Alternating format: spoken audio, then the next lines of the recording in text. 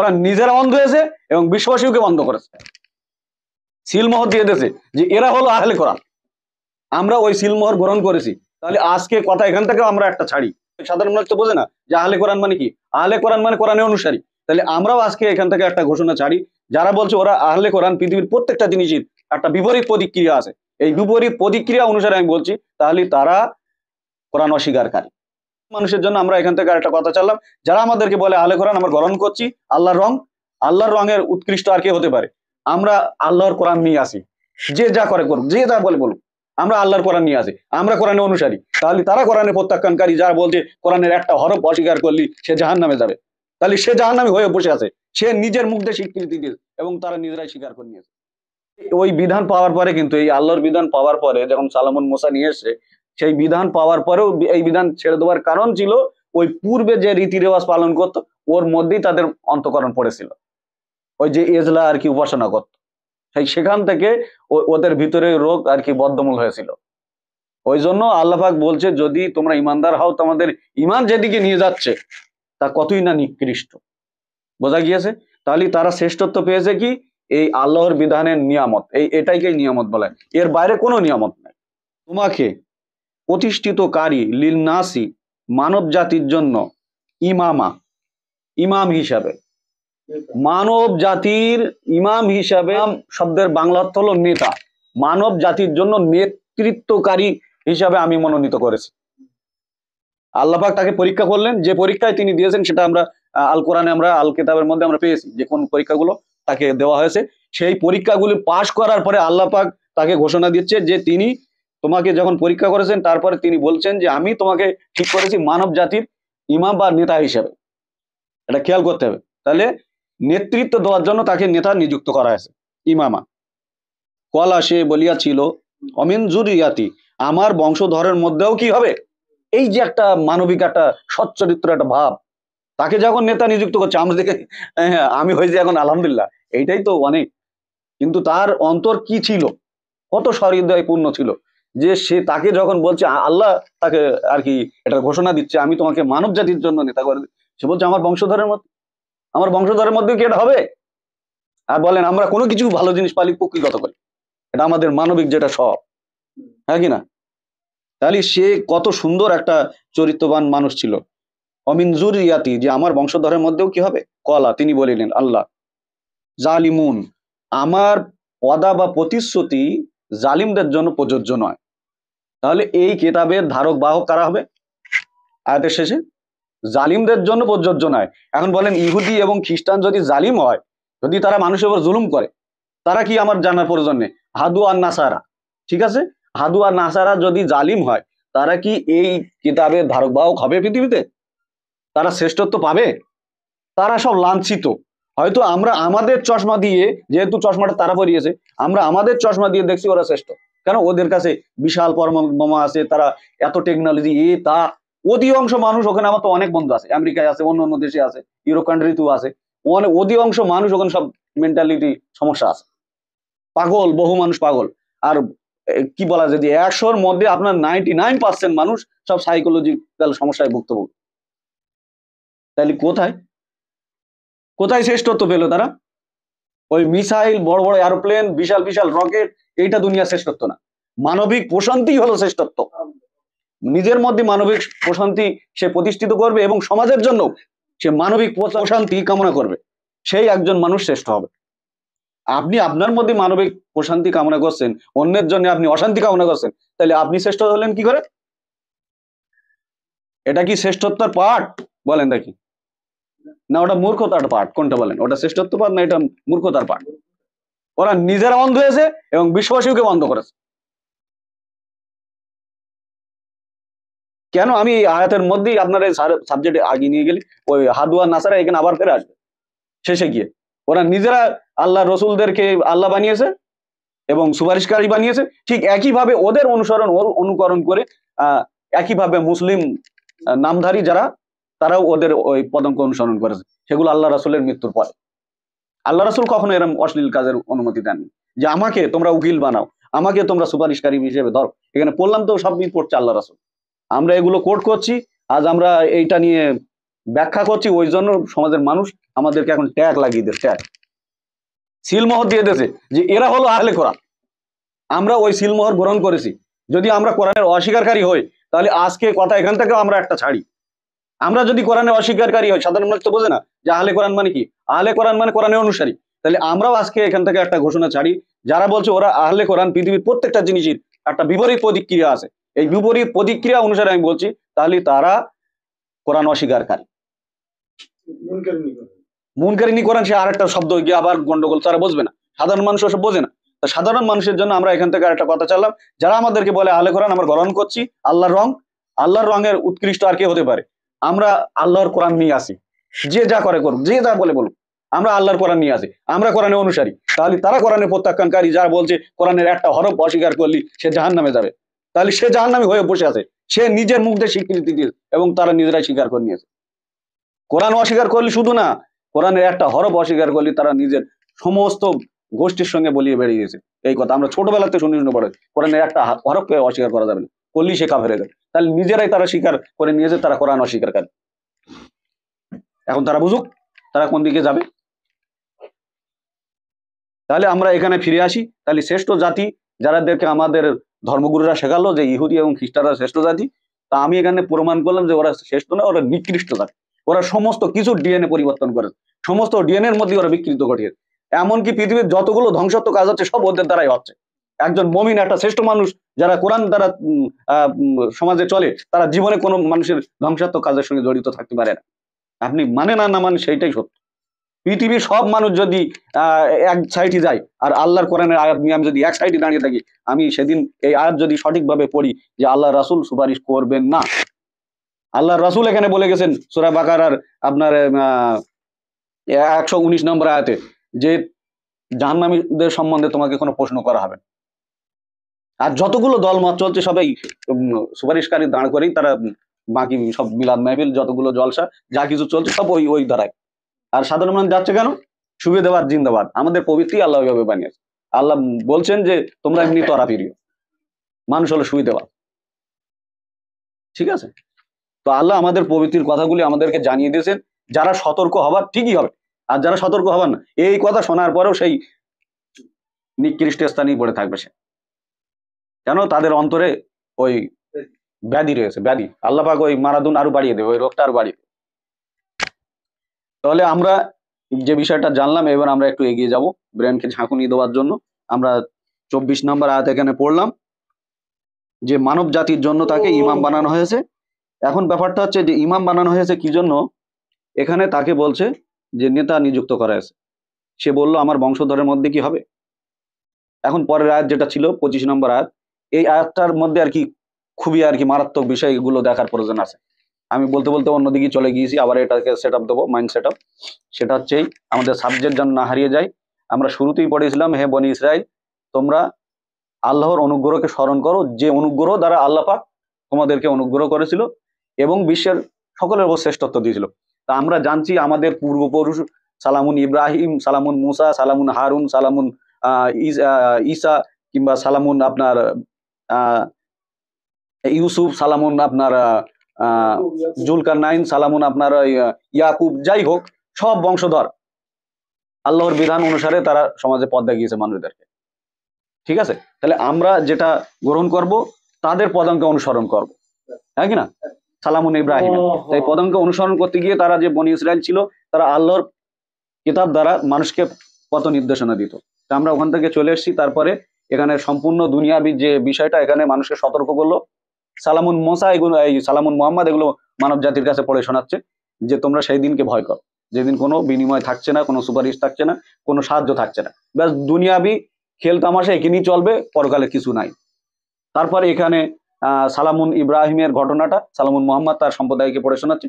এখন আমরা এটাকে উপলব্ধি করছি। পড়তে গিয়ে জানলাম কি সালামুন ইব্রাহিমকে আল্লাহ কয়েকটি কথা দ্বারা পরীক্ষা করেছেন তাকে ইমাম বা নেতা নিযুক্ত করার জন্য। সে সেটাকে পূর্ণ করেছে, করার পরে আল্লাহ পাক তাকে মানব জাতির জন্য নেতৃত্বকারী দান করেছে। ইমাম মানে নেতা। এখন এইসব যে ইমাম বা সাইসুটকারী, এখানে আমরা একটু ঝাঁকুনি দিয়ে যাই। যারা এখন ইমাম হিসেবে দাঁড় হয়ে আছে তারা কিন্তু আরবি শব্দের নেতাই হয়, কারণ তারা কাদের নেতৃত্ব দেয় আমরা জানি না। বঞ্চ সে নেতৃত্ব নেওয়ার জন্য অন্যান্য পার্টির আর কি শরণাপন্ন হয়, এটা আমরা জানি মোটামুটি। আচ্ছা ঠিক আছে, তারপরে এগিয়ে যাই। এখানে 25 নম্বর আয়াত সূরা বাকারার, এখানে আমরা পড়ছি ইজ জাল না, আর যখন এই ঘটনাটি ঘটছিল এই সময়ের কথা উল্লেখিত। আমরা এটা নিয়ে অনেক আগে থেকে স্টাডি করে দেখেছি, পৃথিবীতে কোনো নিরাপত্তা স্থান নাই। আমানা মানে শান্তির জায়গা, কল্যাণের জায়গা, নিরাপদ স্থান হতে পারে না পৃথিবীর বুকে কোনো জায়গায়। ওখানে কি আপনার দাঙ্গা হাঙ্গামা হয় না, কোন সন্ত্রাস হয় না? ওখানে এর আগে সালাত পরিবর্তন হয়নি, আমরা পাইনি।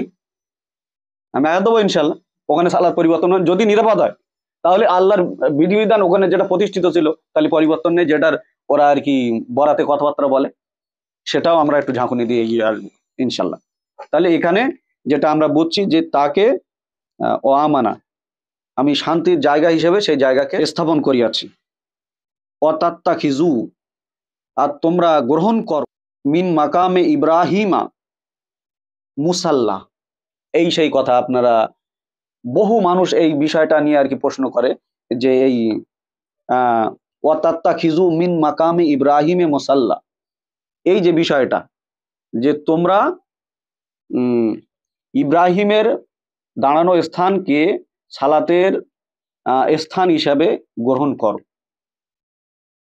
এই যে বিষয়টা, এটা কিন্তু বহু লোক আমাদেরকে এটা কমেন্ট করেছে বা এই বিষয়ে প্রশ্ন রাখে। তাহলে আমরা এখানে কিছু নুসুক পাচ্ছি, যেটা নুসুকের মধ্যে নিয়ে গিয়েছে, সেটা হচ্ছে এই এখানে তাওয়াব বা ইতেকাব বলতে আমরা কি বুঝি, এইটা দুইটা নিয়ে একটু কথা বলার প্রয়োজন আছে কিনা, তাহলে বিষয়টা ফুটে উঠবে। তারপরে আমরা এক একটা বিষয়ের প্রতি একটু গভীর মনোযোগী হব। যে প্রথমত এখানে যদি আমরা এটা একটু ছড়িয়ে ছিটিয়ে রেখেছে কথাগুলি বা একটু ব্যাখ্যাচড়া করে রেখেছে, কেননা এটা হবার কারণ হচ্ছে বাংলা অনুবাদের মধ্যে আরবি শব্দ ঢুকে আনা হয়েছে। এখন আরবি শব্দগুলি আমাদের সমাজের সমাজপতিরা মানুষের ব্রেনে এমন ভাবে আর কি বদ্ধমূল করে সেঁটে দিয়েছে বা গুল ব্রেকের মতো সেঁটে দিয়েছে, সাধারণ মানুষরা মনে করে আরবি শব্দগুলো বাংলা, আর বাংলা ভেবে তারা একটা দিক নির্দেশনা হিসেবে গ্রহণ করে যে এই সালাত মানে এইটা, সেজদা মানে এইটা, রুকু মানে এটা, তাওয়াব মানে এটা, ইতিকাব মানে এটা। এই আরবি শব্দ কিন্তু তাদের ভিতরে বদ্ধমূল করেছে, আরবি এবং ফার্সি কয়েকটা শব্দ এরকম ঢুকিয়ে দিয়েছে। এখন ব্যাপারটা হচ্ছে শব্দ কি, এটা আমাদের সাধারণ মানুষরা কিন্তু এটা উপলব্ধি করতে হতো। এই শব্দগুলি হচ্ছে যতগুলি শব্দ আল্লাহ পাক এই কিতাবের মধ্যে দিয়েছে, প্রত্যেকটা শব্দ কোনো না কোনো কিছুকে ইঙ্গিত করে, প্রত্যেকটা শব্দের আলাদা আলাদা আলাদা অর্থ আছে। যেমন মা, মা মানে আমাকে জন্ম যিনি দিয়েছেন, এই শব্দ ওইটাকে ইঙ্গিত করেছে।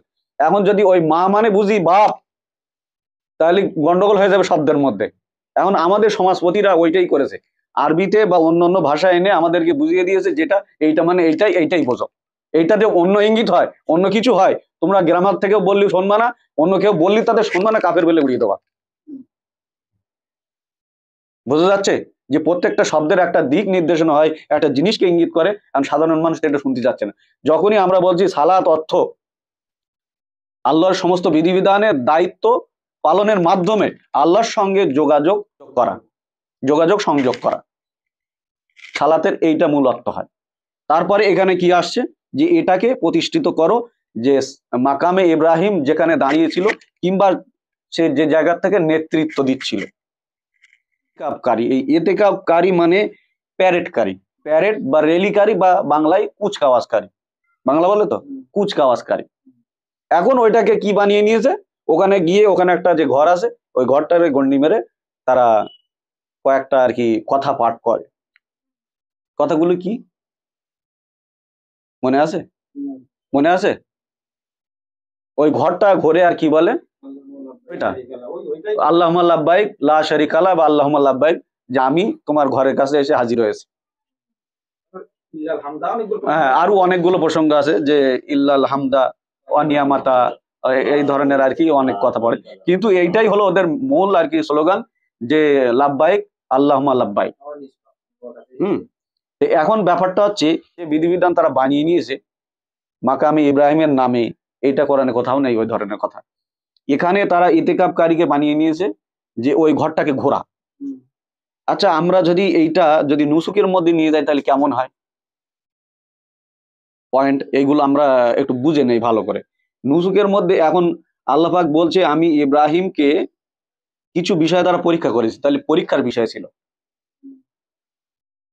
একজনকে যোগ্যতা বা দায়িত্ব দেওয়ার আগে পরীক্ষা লাগে, লাগে কিনা? পরীক্ষা করার পরে তাকে ইমাম নিযুক্ত করেছেন, নেতা নিযুক্ত করেছেন। তারপরে নেতার কি লাগে? নেতৃত্ব দিতে গেলে কি লাগে? একটা স্থান লাগে, কেন্দ্র। বাক্কাতা মুবারাকা হুদাল্লিল আলামিন, এটা পড়েছেন তো? তো বাক্কাতা মুবারাকা হুদাল্লিল আলামিন মানে কি?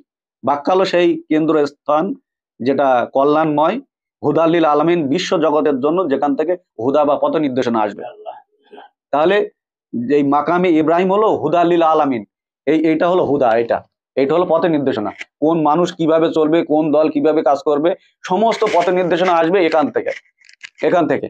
সেইটার জন্য একটা ঘর নিযুক্ত করেছেন, সেটাকে আল বাইতা বলা হয়েছে, ঠিক আছে, যেটা এখন মানব জাতি কাবা ঘর বলে জানে, ঠিক আছে। তাহলে এই কাবা ঘরকে বানিয়ে তারা বলছে ওটা নিরাপদ স্থান। নিরাপদ স্থান হয় না, ওটা শান্তি বা আমান, আমান মানে শান্তির স্থান বা কল্যাণ কেন্দ্র হিসেবে আল্লাহ আখ্যায়িত করেছেন, ঠিক আছে। সেই স্থানে ওইটাকে প্রতিষ্ঠিত করতে বলেছে যে তোমরা যে বিধিবিধান আল্লাহ পাক দিয়েছেন, এই কিতাব এই পর্যন্ত পড়ার আগে বহু বিধিবিধান গত হয়ে গেছে। 125 নম্বর আয়াত পাঠ করছি। এই 125 নম্বর আয়াতের আগে 124টা আয়াত আমরা পার করে এসেছি, সেখানে বহুগুলো বিধিবিধান পার করে এসেছি আমরা। আল্লাহ পাক বলছে এই বিধিবিধানগুলি তোমরা এই সালাত প্রতিষ্ঠার মাধ্যমে বা এই কোরআনের যত বিধিবিধান আছে, এই দায়িত্বগুলি পালনের মাধ্যমে তোমরা আল্লাহর সঙ্গে যোগাযোগ স্থাপন করো। কোথা থেকে? এই মাকাম ইব্রাহিম মুসাল্লা, এখান থেকে তোমরা বিধান দেবে, ওই স্থানকে গ্রহণ করো। তা সেখানে কাদের জন্য জায়গাটা, স্থানটা কাদের জন্য? এখানে আল্লাহ পাক কিছু দিক নির্দেশনা দিচ্ছেন, যে তাওয়াক্কারী, অর্থাৎ সমস্ত জায়গায় যারা এই সেজদাকারী বা রুকুকারী, এখানে এই যে বিষয়টা, সেজদা মানে কি, রুকু মানে কি, এটা আগে বুঝতে হবে। এখানে রুকুকারী এবং সেজদাকারীদের জন্য আমার গৃহকে বা আমার ঘরকে, আমার ঘর বলতে কোন ঘর? সেই মাকামি ইব্রাহিম মুসাল্লা, অর্থাৎ সালামুন ইব্রাহিম যে স্থানটিকে মানব জাতির জন্য দাঁড় করেছিল, যে ঘরটিকে, সেই পরে আর পড়লে আমরা পেয়ে যাব। তাহলে এখানে কাদের জন্য রাখতে বলেছে? আর রাকিউন আর সুজুদ, যারা রুকু করে। রুকু মানে বিনয় নম্র যারা। কোথায় নম্র? কোনো বাড়ি বা কোনো ব্যক্তির বা কোনো দলের কাছে? নো, যে আল্লাহর বিধানের কাছে, অর্থাৎ সৃষ্টিকর্তার ভয়ে সে বিনয় নম্র, তাকে রুকু বলে। এটা আরবিতে রাকিউন বা রুকু বা অনেক শব্দ এসছে। তারপরে এসছে কি? সেজদা। সেজদা মানে কি? আল্লাহর পাক এই যে বিধিবিধানগুলো এখানে বলছেন, যে আমি তাকে ইমাম করেছি, তাকে নেতৃত্বকারী করেছি, সে এই পরীক্ষা দিয়েছে, তোমরা এই সমস্ত বিধিবিধানকে যারা শুনছো, জানছো, পড়ছো, তারা কি করবে? এই আল্লাহর বিধিবিধানের আনুগত্য স্বীকারকারী বা মান্যতা গ্রহণকারী। তাহলে একটা শ্রেণী এখানে বার হয়ে যাচ্ছে না, যে আল্লাহ পাক যে বিধিবিধান দিয়েছেন সেই আনুগত্য স্বীকার করে মান্যতা গ্রহণকারীকে এই জায়গায় সেজদাকারী বলছে। এই ব্যক্তিদের জন্য আমার ঘরকে পবিত্র মানে কি? ঘর কি কোনো পবিত্র হয়? পরিষ্কার পরিচ্ছন্ন হয়। পবিত্র আপনি কি করে করাবেন? সে যাই হোক, ভেজাল বা পবিত্র ধরলে আমার কোনো অসুবিধা নেই, পবিত্রই ধরেন কিংবা পরিষ্কার পরিচ্ছন্ন রাখবে এই ব্যক্তিদের জন্য বিশেষ করে। এখন আমরা কি করেছি? আমরা একটা প্যাকেজিং ধর্ম বানিয়েছি, বানিয়ে সেটা সেখানে স্থাপন করেছি। আমরা মনে করছি ওইটাই আল্লাহর ধর্ম বা আল্লাহর দিন। আমাদের কাজ কি? তাহলে আমাদের রুট পোষণ করতে হবে। আমাদের রুট হলো ধর্মকে দিন বানানো, কারণ দিন কোনোদিন ধর্ম না। ধর্ম মানে কোনো কিছুকে ধারণ করা, আর দিন মানে জীবন ব্যবস্থাপনা, হলো। তাহলে এই কোরআন দ্বারা আমরা সমস্ত বা সমগ্র বিশ্বের উপরে শ্রেষ্ঠত্ব পেতে যাচ্ছি এই বিধান দ্বারা। তাহলে আমাদের ওই শ্রেষ্ঠত্ব কায়েম করতে গেলে এই বিধিবিধান দ্বারা আমাদের মধ্যে কি করতে হবে? আমরা মোত্তাকি হতে হবে, মুমিন হতে হবে, সাদিকিন হতে হবে, তারপরে আমাদের মুসলিমও হতে হবে। আর সেই মুসলিমটা কি এখানে আমরা একটু কোরআন থেকে বুঝে নিই। আচ্ছা, চলে আসি। তারপরে এখানে 26 বলছে যে তোমরা স্মরণ করো যখন ইব্রাহিম বলিয়াছিল, হে আমার প্রতিপালক, ইহাকে, অর্থাৎ ওই মাকাম ইব্রাহিম, অর্থাৎ এই আল বাইতাকে, এটাকে এখানে পবিত্র লিখেছে। যাই হোক, এখানে তুমি সেটাকে শান্তিময় স্থান হিসেবে করিও, বা এই শহরকে শান্তিময় করিও। আর ইহার অধিবাসীদের মধ্যে যাহারা আল্লাহ আখিরাতে ঈমান আনে বা বিশ্বাস করে, তাদেরকে ফলমূল দ্বারা জীবিকা প্রদান করিও। তাহলে আমরা এখানে একটা কল্যাণ কেন্দ্রের ইঙ্গিত পাচ্ছি কিনা? তাকে নেতৃত্ব দিল, তারপরে সে যা চাচ্ছে সেগুলো কি কল্যাণ কেন্দ্রের ইঙ্গিত করছে না? আচ্ছা, কোনো একটা মসজিদের বিধিবিধান বা যদি এরকম ধরনের আমরা দেখি এখন বিশ্বে যা চলছে বা এখন যেটা চলছে মাকামে ইব্রাহিম যেটা বলে, ওখানে কি ওই ফলমূলের কোনো প্রত্যাশা বা সেখানকার জীবিকার বিষয় আশায় ওই ধরনের আছে কি? আচ্ছা, ওখানে আমরা যাব, তার আগে আমরা এখান থেকে ভালো করে একটু অনুধাবন করে নিই। তাহলে সে আল্লাহর সঙ্গে এটা বলছে যে জীবিকা প্রদান করিও, এবং যারা আল্লাহ ও আখেরাতে বিশ্বাস করে তাদের জন্য জীবিকা প্রদান করিও ফলমূল দ্বারা। তিনি অর্থাৎ আল্লাহ বলিলেন যে কেউই ইহা কুফরি করবে, এখানে থেকেও অস্বীকার করবে, তাকে কিছু কালের জন্য আমি জীবন উপভোগ করতে দেব, অতঃপর তাহাকে আমি জাহান্নামের শাস্তি ভোগ করিতে বাধ্য করিব, আর উহা কত নিকৃষ্ট তাদের প্রত্যাবর্তনের স্থল। আজকে যেটা আমরা দেখছি শান্তির জায়গা হিসেবে মেনে নিয়েছি আমরা, যে মক্কা পৃথিবীর মধ্যে শান্তিরময় জায়গাটা আমরা জানি বা গ্রহণ করে নিয়েছি। অবশ্যই সেটা শান্তির জায়গা, কিন্তু নিরাপদ জায়গা না, শান্তির জায়গা। এখন ব্যাপারটা হচ্ছে সেই শান্তির জায়গা যেটা আছে সেখানে অশান্তিমূলক কাজ হচ্ছে না, পাশে অন্য অন্য দেশ হামলা চলছে, সিরিয়ায় হামলা চলছে, অন্য তোমার ইয়েমেনে হামলা চলছে, আপনার গাজায় হামলা চলছে, পার্শ্ববর্তী অনেকগুলো দেশে হামলা চলছে, হাজার হাজার শিশু মারা যাচ্ছে, প্রতিদিন কত নিরীহ বাচ্চা সেখানে হত্যা হচ্ছে, আর তারা সেখানে ফ্যাশন শো করছে, ফ্যাশন শো। এটা আপনার অনলাইন মাধ্যমে দেখেন। যদি ওইটা নিরাপদ স্থান হয়, আল্লাহর বিধিবিধান ওখানে সেম টু সেম থাকে, যেটা মাকামে ইব্রাহিম ওখানে দাঁড় করিয়েছিল, যদি সেম টু সেম থাকে, তাহলে আজকের বলেন এটা তো প্রুফ সমস্ত বিশ্ব মানুষের কাছে। ওরা একটা শহর বানাচ্ছে 100 কত কিলোমিটারের উপরে, আমি ভুলে গিয়েছি, 100-র বেশি, 160 মাইল সম্ভবত, আর চওড়া ওরকম অনেক, যে সেই শহরের মধ্যে গরিবদের কোন থাকার স্থান নেই। যদি তোমার জায়গাও হয়, সরকারের জোর জুলুমি তোমাকে ওই জায়গা ছেড়ে দিতে হবে। ওই জায়গা তারা করছে কাদের জন্য? পশ্চিমাদের জন্য, ইউরোপ কান্ট্রির জন্য। হাজার হাজার কোটি কোটি বিলিয়ন ট্রিলিয়ন টাকা তারা ইনকাম করবে ওই আশায়। তাদের ভোগ বিলাসিতা, তাদের যে রং তামাশা দেশে নিয়ে আসছে, আর এই শহরকে আপনি নিরাপদ বলবেন? নিরাপদ বলবেন?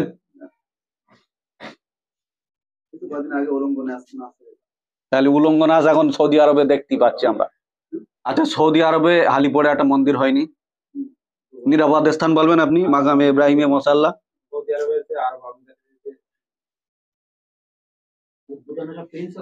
তাহলে এখানে বলছে আমি তাদেরকে জীবন উপভোগ করতে দেবো কিছু কালের জন্য, তারপরে জাহান্নাম শাস্তি ভোগ করার জন্য তাদেরকে বাধ্য করবো।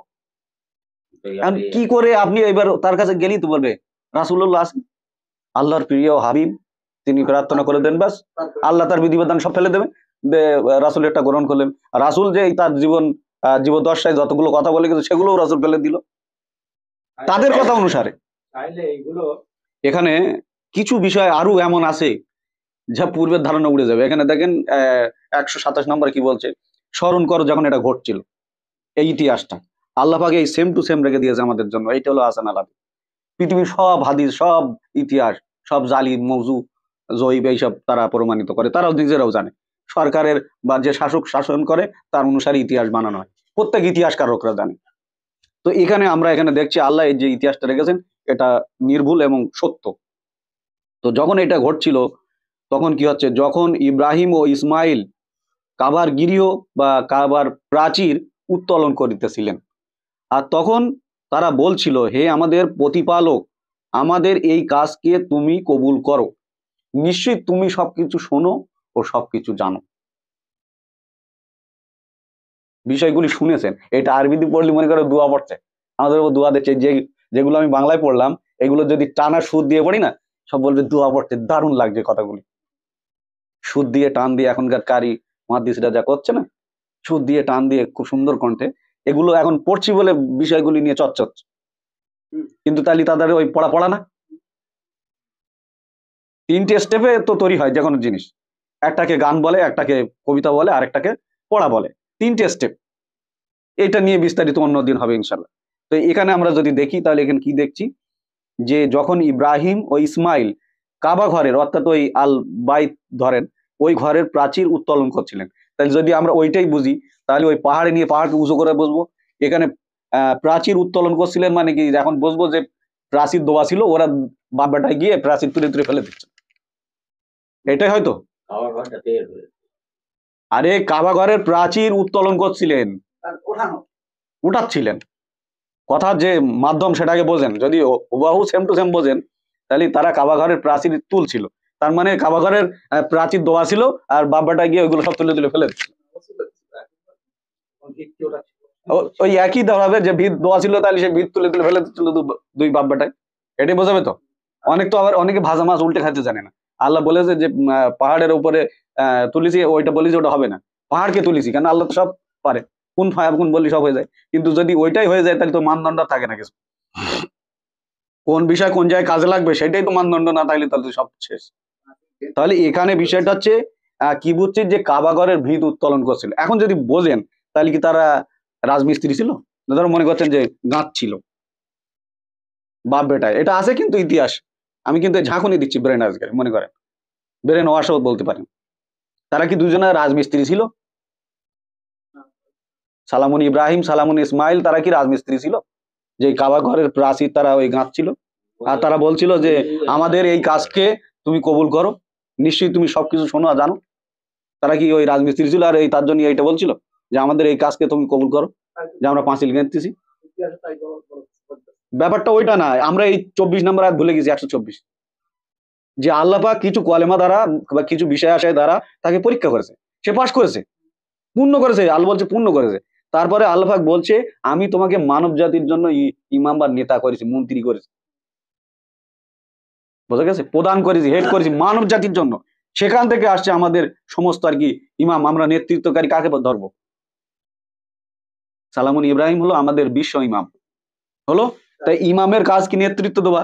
এই যে প্রাচীর তুচ্ছিল মানে কি, তিনি এবং তার সন্তান, তিনি ওই ফাউন্ডেশন করছিলেন, আয়াতের মধ্যে ঢোকেন, ওপরে কিচ্ছু নেই, শব্দের মধ্যে, শব্দের গভীরে যান, প্রত্যেকটা শব্দ নিয়ে নিজে ভালো করে চয়ন করেন, তাহলে বিষয়গুলো আল্লাহ পাক দেখাবে, আমি না, কোনো মানুষের দেখানোর ক্ষমতা নেই। এই তারা দুই বাপ বেটাই এই কাজের জন্য আল্লাহর সঙ্গে বলছিল, এটা তারা ফাউন্ডেশন করছিল। আমরা কি করছি এখন? আমরা এই অনেকগুলো স্যার আপনারা এখানে উপস্থিত আছেন যারা অনলাইনে দেখছেন, আমরা কি করছি এখন? আমরা নিজেদেরকে দেখছি পরিবর্তন করতে পারছি না, কেন?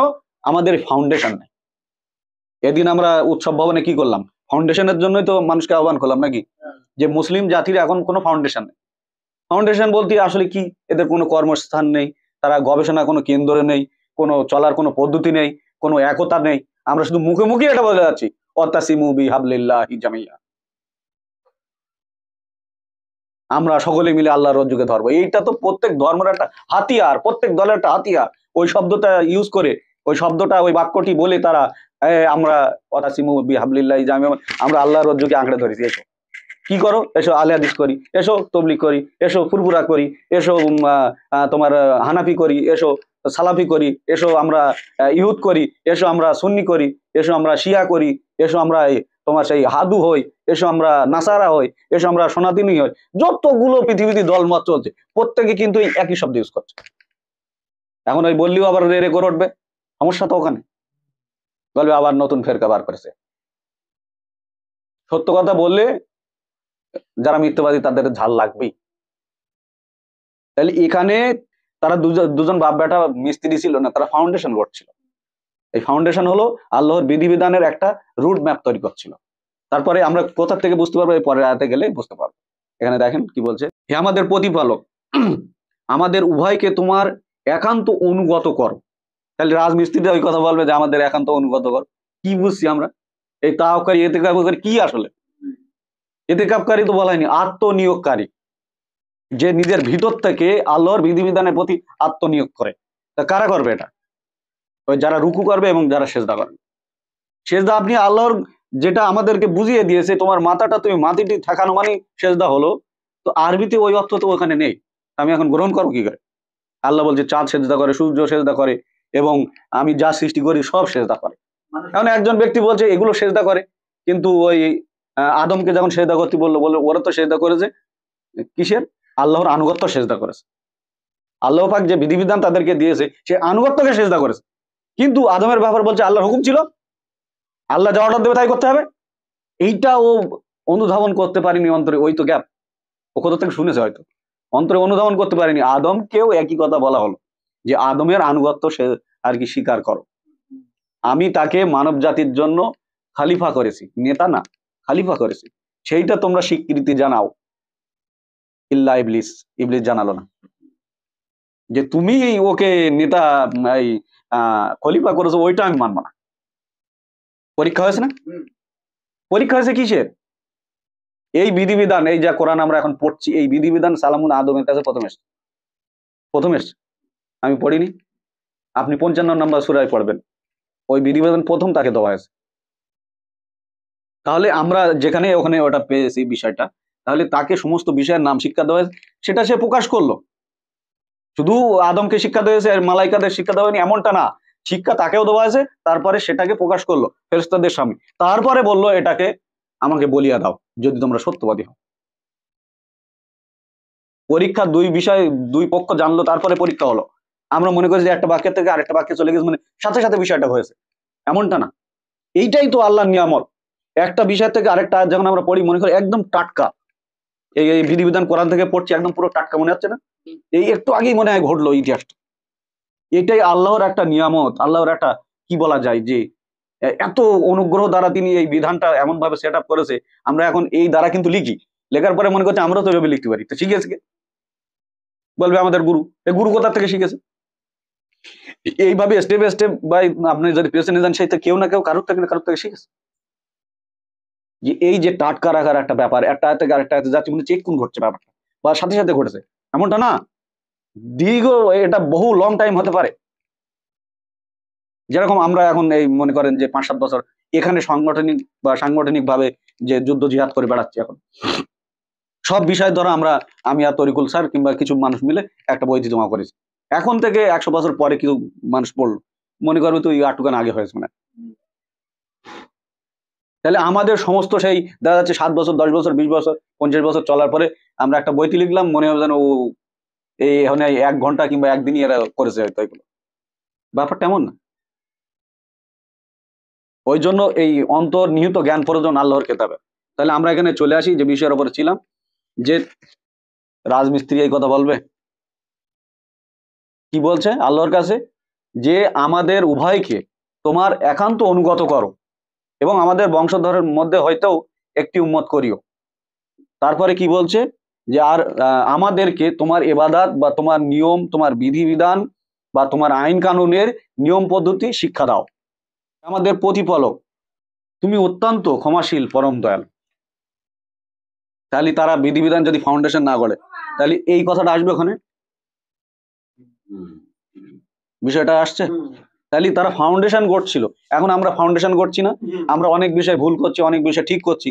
আর এর জন্য কার কাছে সাহায্য চাচ্ছি? প্রত্যেকে সৃষ্টিকর্তার কাছে। কিভাবে? এই কিতাবের মাধ্যমে। এই আকাশ থেকে আল্লাহ কোনো কিছু ফেলে দেবেন, যাইলে তোরা এটা বোঝ, মাথার মধ্যে ঢুকিয়ে দিলে ছুড়ে, এরকম কোনো কিছু হবে না। এই কিতাব দ্বারাই আমাদের আল্লাহর দিক নির্দেশনা নিতে হবে। ঠিক আছে? তো তারপর এখানে বলছে, হে আমাদের প্রতিপালক, আমাদের মধ্যে হইতে তাদের নিকট একজন রাসূল পাঠিও, যে তোমার আয়াতসমূহ তাদের নিকট পড়িবে এবং তাদেরকে কিতাব এবং কিতাবের অন্তর্নিহিত জ্ঞান অর্থাৎ হিকমত শিক্ষা দেবে এবং তাদেরকে পরিশুদ্ধ অর্থাৎ পবিত্র করিবে। আর তুমি তো পরাক্রমশালী প্রজ্ঞাময়। বিসমি আল্লাহির রহমানির রহিম। এখানে বিষয়টার প্রতি একটু খেয়াল করেন। হে আমাদের প্রতিপালক, সালামুন ইব্রাহিম বলছে হে আমার প্রতিপালক, পড়ছে সালামুন মুহাম্মদ, সে বলছে হে আমার প্রতিপালক, তাহাদের মধ্যে হইতে তাহাদের নিকট একজন রাসূল বার্তাবাহক পাঠিও। তাহলে এখানে সালামুন মুহাম্মদকে ইঙ্গিত করছে না, যে তাহাদের নিকট আমার আয়াতসমূহ পাঠ করিবে এবং তাদেরকে আল্লাহর কিতাব শিক্ষা দেবে। এই যে কিতাব পড়ছি এই কিতাব শিক্ষা দেবে এবং তাদেরকে এই কিতাবের যে হিকমত বা অন্তর্নিহিত জ্ঞান শিক্ষা দেবে এবং তাদেরকে পবিত্র করবে, যে কিভাবে তোমরা পরিশুদ্ধতা অর্জন করবে এই কিতাব মাধ্যমে শেখাবে। এই কিতাব মাধ্যমে কিভাবে পবিত্রতা অর্জন করা যায়, কিতাবে বিধিবিধান নাই, এইটাকে শিক্ষা দেবে। আছে তো? তারপরে বলছে তুমি তো পরাক্রমশালী প্রজ্ঞাময়। এখন যদি আপনারা ওই জায়গায় সব উল্টে দেন, উল্টে যদি অন্যদের নিয়ে যান ধর্ম প্রতিষ্ঠা করার জন্য, সেটাও আমি মোকাবেলার জন্য রেডি আছি ইনশাল্লাহ। এখন যদি বলেন এই যে এখন যে প্রচলিত যে নুসুক, যেটাকে আপনারা সালাত বলে আখ্যায়িত করেন, যদি তাই হয় তাহলে আমরা গ্রহণ করব কি?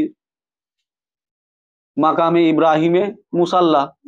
তাহলে সালামুন ইব্রাহিম যে বিধিবিধান ওখানে রেখে গেছিলেন সেইটা, বোঝা যাচ্ছে? তাহলে তিনি কি পথ পদ্ধতি শিখিয়েছেন? এখনকার নুসুক সেটা বলে না। এটা সালামুন মোহাম্মদ নিয়ে এসে মিরাজের অনেক ঘটনা আছে, সে আপনারা কম বেশি জানেন। বুরাকে চড়ে গেলেন, জান্নাত দেখলেন, জাহান্নাম দেখলেন, সেখান থেকে জিব্রাইল নিয়ে গেলেন অমুক জায়গায় তমুক জায়গায়, অনেকগুলো বিষয় আসে বর্ণনা আছে।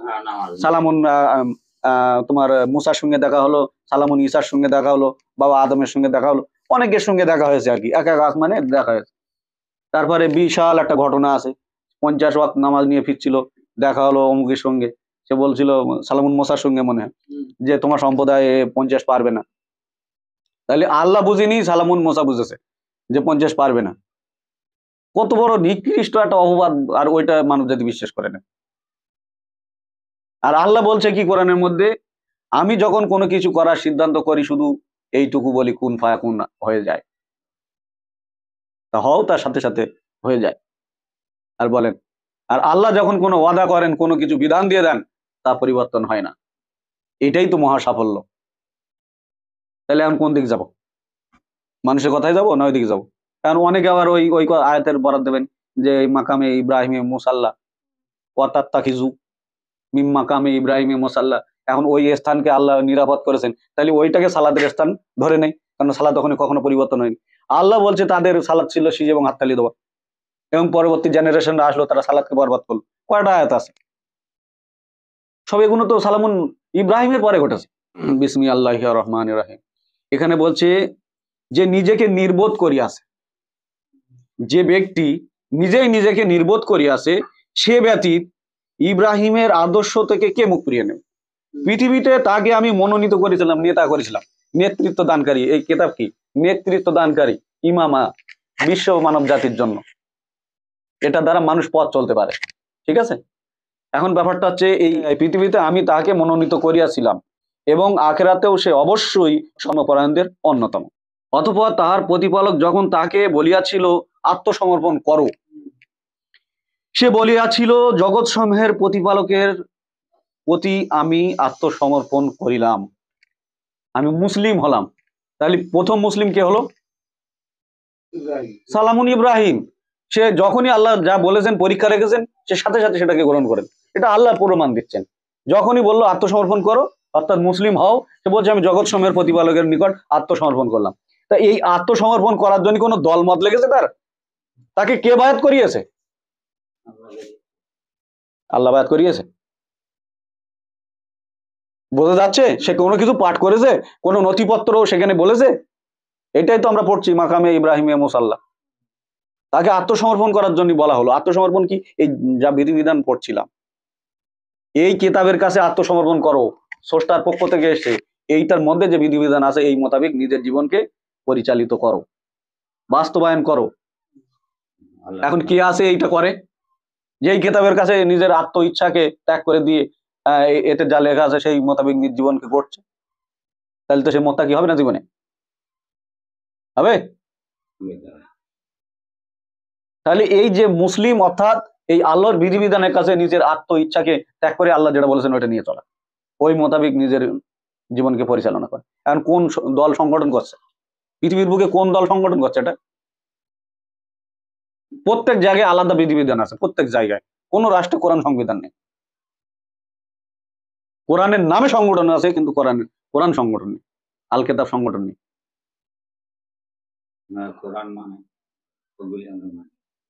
কোরআন মানে আল্লাহ বলছে যে তাহলে কি তোমরা কেতাবের কিছু অংশ মানবে আর কিছুকে প্রত্যাখ্যান করবে? জেনে রাখো যে এরকম করে, বা যারা বা যে সমাজ যে জনগোষ্ঠী এরকমটি করে, তাদের দুনিয়ার জীবন হবে অপমানজনক, আর পরকালে তার জন্য কঠিন শাস্তির।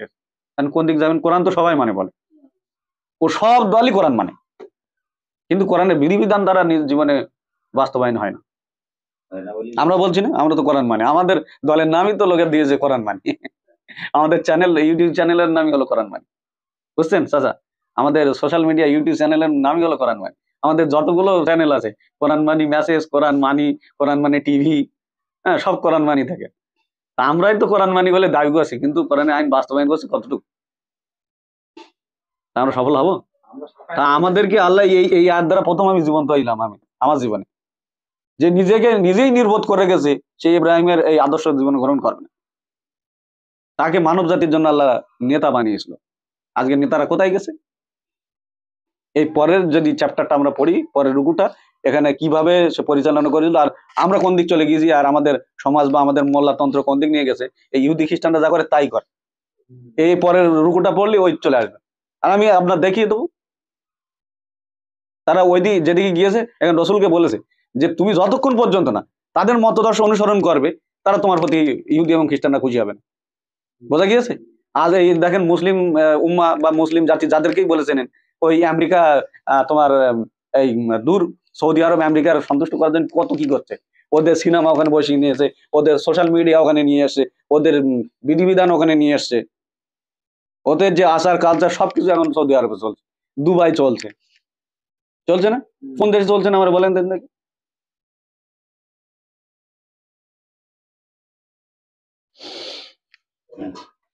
সত্য সত্য কখনো গোপন থাকে না। সত্য একদিন না একদিন কোনো না কোনো মাধ্যমে ইহা মানুষের সামনে আসবেই।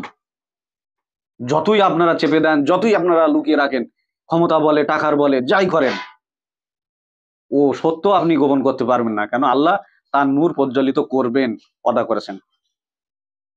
আমার মাধ্যমে হোক, আপনার মাধ্যমে হোক, অন্য কারোর মাধ্যমে হোক, রাম যত যারকে আল্লাহ পছন্দ করবেন তার মাধ্যমে করবেন, আমরা মানি আর না মানি।